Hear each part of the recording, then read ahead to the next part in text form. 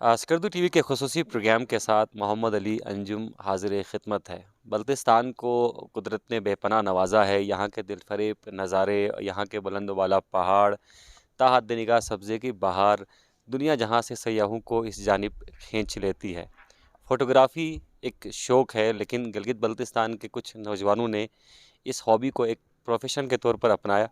और अगर हम गिलगित बल्तिस्तान में फ़ोटोग्राफ़र्स की बात करें तो कमर वज़ीर एक ऐसे फ़ोटोग्राफ़र हैं। लगभग हर मोबाइल में इनकी बनाई हुई तस्वीरें मौजूद हैं और कोई ऐसा मुकाम नहीं है जहाँ तक ये नौजवान पहुँचे ना हों। आज हमारे साथ मौजूद हैं गिलगित मशहूर फ़ोटोग्राफ़र जनाब कमर वज़ीर साहब। कमर वज़ीर साहब, बहुत शुक्रिया। मैं अपने इब्तदाइये में कह रहा था कि आपके पास एक शानदार मुस्तकबिल था, आप पढ़ सकते थे, एक पढ़ी लिखी फ़ैमिली से आपका ताल्लुक़ है। लेकिन आपने कैमरे से मोहब्बत करने को फ़ोक़ियत दी और कैमरे से मोहब्बत का आप ये आलम है कि हर मोबाइल में आपकी बनाई हुई कोई न कोई तस्वीर है। कैसे इस शोबे की तरफ आना हुआ? अस्सलाम वालेकुम। Thank you so much Anjum भाई और स्कर्दो टीवी का जो अपनी मसरूफ़ियत से टाइम निकाल कर इधर इंटरव्यू के लिए आए मेरे। और मैं बताता चलूँ कि वैसे हिस्ट्री थोड़ी शेयर करूँगा मैं इधर फ़ोटोग्राफ़ी में किस तरह आया। तो 7-8 साल पहले जो है ना, मैं किसी फ़ैमिली ट्रिप पे गया था दियोसाई में। तो और आगे पीछे मैं ट्रैवल करता रहता था, लेकिन उस वो एक वाहिद प्लेस थी जो मैं देख के बड़ा मुतासिर हुआ था। हालाँकि स्कर्दू के रिहायशी आगे पीछे जितने भी मतलब जगहों पे जाए, वो इतना जो है ना उसको पसंद नहीं करते, क्योंकि वो बार-बार देख चुके हैं जगहों को। लेकिन मैं पहली दफ़ा गया था दियोसाई, तो मुझे बहुत खूबसूरत जगह लगी वो। तो मैंने उधर से एक पिक्चर ली और रहा नहीं गया मुझसे, मुझे लगा कि यार ये सीन बहुत प्यारा है, तो मैंने एक पिक्चर ली और मैंने वो फ़ेसबुक और आगे पीछे अपलोड की। तो मैं बड़ा परेशान हो गया कि लोगों को जो है ना इस जगह का नाम भी नहीं पता था और ये जगह कितनी खूबसूरत है कुछ भी नहीं पता था उनको। तो मुझे उधर से मोटिवेशन मिली कि यार अगर ये जगह लोगों को नहीं पता, गिलगित बल्तिस्तान में कितनी और जगह इस तरह होंगी जो लोगों को पता भी नहीं होगा, नाम का नहीं पता होगा उनका। तो करते-करते मैंने पिक्चर फ़ोटोग्राफ़ी स्टार्ट की उधर से और लोगों को दिखाना स्टार्ट किया कि स्कर्दू में ये प्लेसेस हैं, गिलगित बल्तिस्तान प्यारी जगह है, ये वो। और लोगों ने भी काफ़ी मुझे मोटिवेट किया, काफ़ी सराहा कि यार आपका काम अच्छा है, ये जगह किधर है ये वो। अब इस वजह से मुझे मोटिवेशन मिली, जिसकी वजह से मैंने फ़ोटोग्राफ़ी को परस्यू करना स्टार्ट किया। नहीं तो कुछ लोग होते हैं कि स्टार्ट करते साथ ही कहते हैं कि यार ये क्या बोरिंग फ़ील्ड है ये वो, लेकिन मुझे इसमें इंटरेस्ट भी डेवलप्ड हो गया और मैंने काफ़ी जगहों को एक्सप्लोर भी किया, पिक्चर्स लोगों को दिखाई। तो इसकी वजह से जो है ना मुझे लोगों की तरफ से मोटिवेशन जो मिली है, और यही वजह है कि मैंने फ़ोटोग्राफ़ी को स्टार्ट किया और अभी तक करता आ रहा हूँ। सही। कमर, मुझे ये बताइएगा, क्या इस शोबे को बतौर शोबा अपनाया जा सकता है? हॉबी के तौर पर तो हर बंदा फ़ोटो खींच रहा होता है। आजकल मोबाइलें जो हैं वो बहुत ज़्यादा लेटेस्ट हो गई हैं और हर मोबाइल में हर बंदा किसी न किसी मुकाम की तस्वीर लेकर सोशल मीडिया पर शेयर कर रहा होता है। लेकिन क्या इसको बहैसियत प्रोफ़ेशन अपनाया जा सकता है? जी, क्यों नहीं, आप इसको प्रोफ़ेशन अब इसमें भी जो है ना फ़ोटोग्राफ़ी के डिफरेंट जनरास हैं। इसमें आप वेडिंग में जा सकते हैं, लैंडस्केप अलग है, वाइल्ड लाइफ़ अलग है, मैक्रो अलग है। तो वो आप मार्केट के लिहाज से देखें, अभी जो ट्रेंड चल रहा है, मैं पाकिस्तान की बात कर रहा हूँ। पाकिस्तान में जो है ना वेडिंग फ़ोटोग्राफ़ी का स्कोप बहुत ज़्यादा है। और बहुत लोग कमा भी रहे हैं इसमें। लाहौर, इस्लामाबाद, कराची, स्कर्दू में ऐसा जितना ज़्यादा स्कोप, अभी ट्रेंड स्टार्ट हुआ है लेकिन वो पीक पे नहीं पहुंचा। और वेडिंग फ़ोटोग्राफ़ी में बहुत स्कोप है। बाकी लैंडस्केप फ़ोटोग्राफ़ी में आप जब बात करते हैं तो उसमें एज़ सच इतनी अपॉर्चुनिटीज़ नहीं है जितनी वेडिंग फ़ोटोग्राफ़र्स को है। सही। उसकी वजह ये है कि लोगों को इसका अभी ज़्यादा इल्म नहीं है। मतलब ये जो आर्ट है लैंडस्केप फ़ोटोग्राफ़ी, ज़्यादा लोगों को इल्म नहीं है, लेकिन टाइम जैसे गुज़रता जा रहा है, लोग ये जो है ना इस चीज़ को अप्रिशिएट करने लगे हैं। तो जिसकी वजह से, लेकिन इसका मैं कहता हूँ कि आगे बहुत स्कोप होगा, क्योंकि ये एक आर्ट है। और माशाल्लाह से गिलगित बल्तिस्तान के जो जितने भी लोग फ़ोटोग्राफ़र्स हैं, और इनका मुकाबला बड़ी मुश्किल से ही मिलता है आगे पूरे डाउन सिटीज़ में। तो ये जिस तरह काम कर रहे हैं, मेरे हिसाब से आगे लैंडस्केप फ़ोटोग्राफ़ी की मार्केट भी बहुत ज़बरदस्त होगी। सही, सही। कमर, मुझे ये बताइए कि जिस तरह आपने भी फ़ोटोग्राफ़ी की मुख्तलिफ़ किस्मों का आपने तारुफ़ कराया और बताया कि अब मुख्तलिफ़ फ़ील्ड्स पे जा सकते हैं, वेडिंग में जा सकते हैं, लैंडस्केप फ़ोटोग्राफ़ी कर सकते हैं। आपको ख़ुद किस तरह की फ़ोटोग्राफ़ी पसंद है? अच्छा, इसमें भी मैं एक बात शेयर करता चाहूँ। मैंने जो है ना 8 साल पहले फ़ोटोग्राफ़ी स्टार्ट की थी पोर्ट्रेट में, ठीक है? मैं जो भी फंक्शन होता था फैमिली में, वो करता रहता था। पहले पोर्ट्रेट्स ले लिया, शादी का कोई फंक्शन, बर्थडे सेलिब्रेशन जो भी है, उधर से मैंने स्टार्ट की। उसके बाद मैं आया वाइल्ड लाइफ़ में, मैक्रो और वाइल्ड लाइफ़ में। मैं सुबह निकलता था 5 बजे और बर्ड्स वगैरह कहाँ भी मिले मैं पिक्चर्स लेता था, और मैक्रो शॉट्स भी मैंने कुछ लिए हैं। लेकिन उसमें भी मुझे लगा कि यार कोई चीज़ कमी है, मतलब मुझे इतना नहीं मज़ा आ रहा जितना मतलब एज अ फ़ोटोग्राफी में आना चाहिए। तो इस वजह से फिर मैं शिफ्ट हो गया लैंडस्केप में। मुझे लगा कि यार ये फील्ड बड़ी प्रॉमिसिंग है। मतलब फिर मैंने अब लैंडस्केप फ़ोटोग्राफी के साथ मुझे एक तरह से नेचर को इंजॉय करने में मतलब मज़ा आ रहा था। मतलब मैं पहले नेचर को इस नज़र से नहीं देखता था। जब मैंने फ़ोटोग्राफी स्टार्ट की, मेरा नज़रिया एक तरह से चेंज हो गया। आप कह लें कि मेरे थर्ड आई मिल गई, जिसकी वजह से मैं नेचर को अपनी तीसरी आंख से देख रहा था। पहले मुझे सनसेट सनराइज़ का नहीं पता था। सनसेट में किस तरह कलर्स चेंज होते हैं पूरे उसमें, और रात को किस तरह तारे नज़र आते हैं। आपको पता है गिलगित बल्तिस्तान में इतनी लाइट पोल्यूशन नहीं है, तो स्टार्स बहुत ज़बरदस्त नज़र आते हैं। अब मुझे ये भी नहीं पता था, मैं इधर बैठ के मुझे नहीं पता था। तो खैर फ़ोटोग्राफ़ी की वजह से मैं इन चीज़ों में दिलचस्पी जो है ना डेवलप्ड हुआ, और मैंने इन चीज़ों को सर्च करना शुरू किया।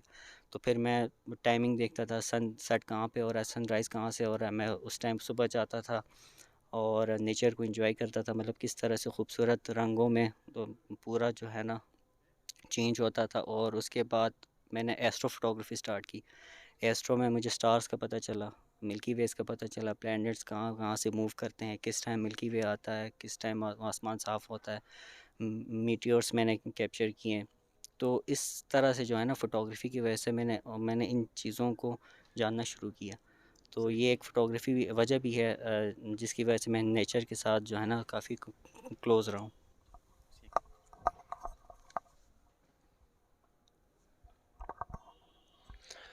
जी, बहुत शुक्रिया। जिस तरह भी आपने कहा कि आपके पास एक थर्ड आई भी थी, जिसे हम लाशऊर भी कहते हैं या फिर आपका आइडिया भी कहते हैं। अमूमन फ़ोटोग्राफ़र्स को ये लगता है कि उनके पास कैमरा आ गया तो फ़ोटोग्राफ़ी कर सकते हैं। लेकिन चूँकि आप एक प्रोफ़ेशनल और ट्रेन और मकबूल फ़ोटोग्राफ़र हैं, तो आपसे ये मैं पूछना चाहूँगा कि फ़ोटोग्राफ़ी के लिए क्या ज़रूरी है? क्या अच्छे कैमरे का होना ज़रूरी है? क्या पढ़ना ज़रूरी है? सीखना ज़रूरी है या फिर आइडिया का होना अहम है? जी, सबसे पहले जो है ना वो आइडिया डिपेंड करता है। मतलब ये लोग मुझे मुझे इस चीज़ पे बहुत गुस्सा आता है जब मैं कोई भी अच्छी पिक्चर अपलोड करता हूँ। सबसे पहला क्वेश्चन यही होता है कौन सा कैमरा और कौन सा लेंस है।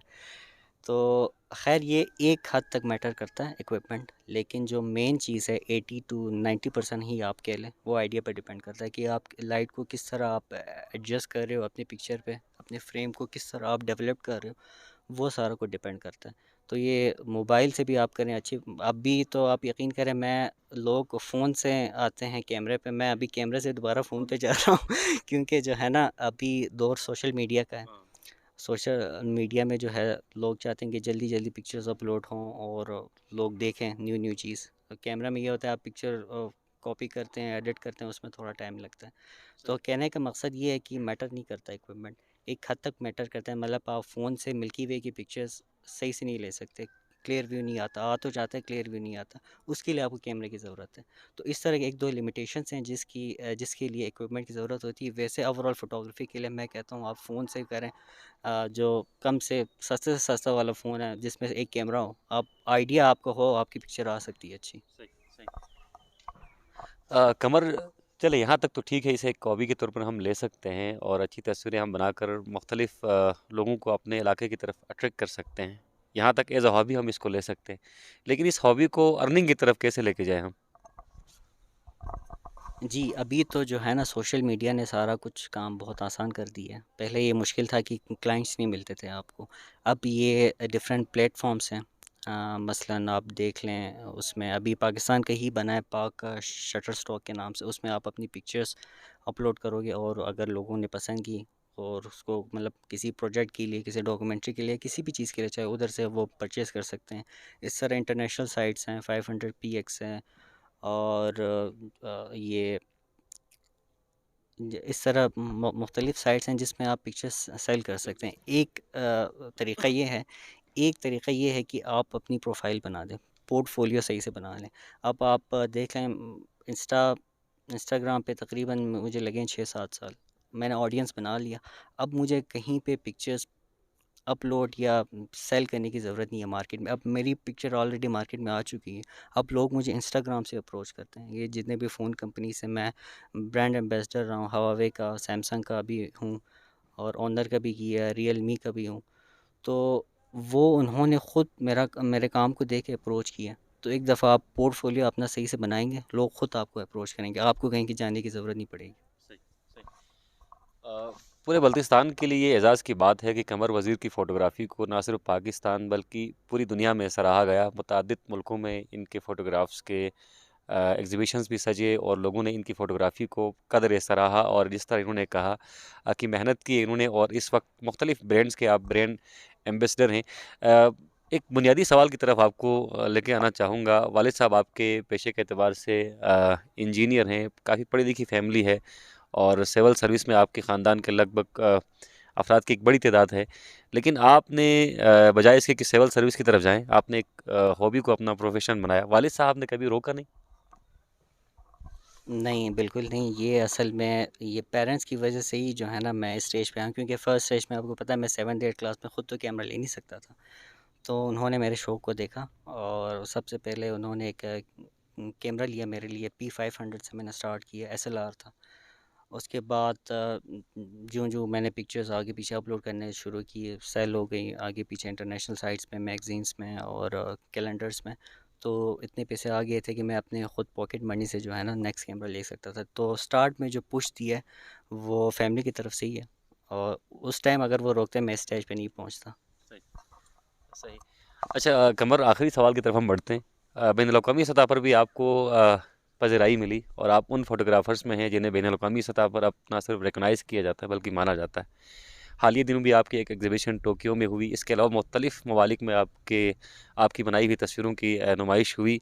पज़िराई मिलती है तो यकीनन खुशी होती होगी। नए प्रोजेक्ट्स के बारे में ज़रा बताइएगा, कहाँ-कहाँ आपकी तस्वीरें अब देखी जा सकेंगी? जी, मैं इसमें थोड़ा आपको पहले से ही कुछ हिस्ट्री बताता चलूँ। फर्स्ट एग्ज़िबिशन मेरी हुई थी 2015 में। एक एनजीओ है अमेरिकन पाकिस्तान फाउंडेशन के नाम से APF, उनका हेडक्वार्टर है वाशिंगटन में। तो उधर मेरी पिक्चर लगी थी स्टार्ट में, तो उधर से काफ़ी motivation first exhibition international exhibition थी। तो उसके बाद जो है यूके का है मैगज़ीन टेलीग्राफ के नाम से, उधर मेरी पिक्चर शाया हुई डिजिटल मैगज़ीन में।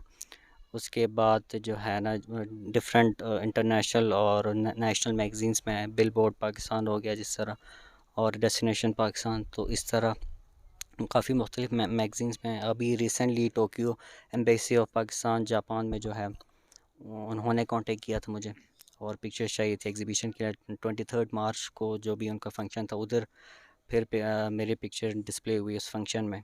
उसके बाद उधर जापान टाइम्स में भी उन्होंने पब्लिश किया। शिम्बलम है newspaper number 1 in the world, उसमें भी पब्लिश हुआ। और उसके बाद अभी रिसेंटली टोक्यो में एक और पाकिस्तान फेस्टिवल में पिक्चर्स जो हैं पब्लिश हुई। अभी रिसेंटली मैं एज़ अ फ्रीलांस काम कर रहा हूँ वॉइस ऑफ अमेरिका उर्दू के लिए और उसके साथ-साथ गवर्नमेंट ऑफ गिलगित बल्तिस्तान की तरफ से भी कुछ प्रोजेक्ट्स मिले हुए हैं। तो उस पे अभी मेरा फ़ोकस ज़्यादातर जा रहा है डॉक्यूमेंट्रीज़ पे और मैं जो है ना ड्रोन वीडियोग्राफी भी कर रहा हूँ साथ-साथ, तो इसकी वजह से डॉक्यूमेंट्री बनाना थोड़ा ईज़ी है मेरे लिए। ठीक। और अब फ़ोटोग्राफी भी साथ-साथ जा रही है, लेकिन मैं अभी ज़्यादा मेरा फ़ोकस है डॉक्यूमेंट्री में जा रहा हूँ। तो इसकी एक वजह ये है कि डॉक्यूमेंट्री से ये होता है कि लोग जो है पिक्चर तो एक पिक्चर देख ली तो उसमें जो भी स्टोरी है मैंने डिस्क्रिप्शन में लिख ली, वो लोग कम पढ़ते हैं उसको। लेकिन आप उसको अगर वीडियो की शक्ल में लाएँ, टाइम लैप्स के थ्रू या किसी इंटरव्यू डॉक्यूमेंट्री के थ्रू, तो लोग ज़्यादा पसंद करते हैं। तो अभी इंशाल्लाह इंटरनेशनल प्रोजेक्ट्स में मेरा फ़ोकस है। अभी 1-2 जगहों पे मैंने अप्लाई किया हुआ है CNN और BBC में और उधर वो आइडिया मैंने पिच किया है उनको, जो भी मुझे स्टोरीज़ लगी जो इंटरनेशनली पब्लिश होनी चाहिए। तो मैं उनका वेट कर रहा हूँ, अगर उधर से अप्रूवल आ जाता है तो इंशाल्लाह उनके साथ भी एज़ अ फ्रीलांस मैं काम करूँगा। सही। बेस्ट ऑफ लक जी। बेस्ट ऑफ लक आपके लिए बहुत सारी नेक ख्वाहिशात। आज हमारे साथ थे जनाब कमर वज़ीर साहब और एक कहावत है कि एक तस्वीर हज़ार ख़बरों से बेहतर है और एक तस्वीर के ज़रिए आप तब्दीली ला सकते हैं। आप लोगों के अज़हान में एक खुशगवार तब्दीली ला सकते हैं और कमर वज़ीर इसी शोबे से वाबस्ता है। बिलाशुबा ये गिलगित-बल्तिस्तान और पाकिस्तान का फ़ख्र है। बैनुल-अक़वामी सतह पर भी इनकी फ़ोटोग्राफ़ी को सराहा गया है और इस वक़्त आप स्कर्दू में हैं ख़ज़ां को शूट करने के हवाले से। तो इंशाअल्लाह किसी और दिन इनसे दोबारा नशिस्त रखेंगे। तब तक के लिए अपने मेज़बान मोहम्मद अली अंजुम और नजमुल हसन सैयद और कासिम भट्ट को इजाज़त दीजिए। अल्लाह हाफ़िज़ नासिर।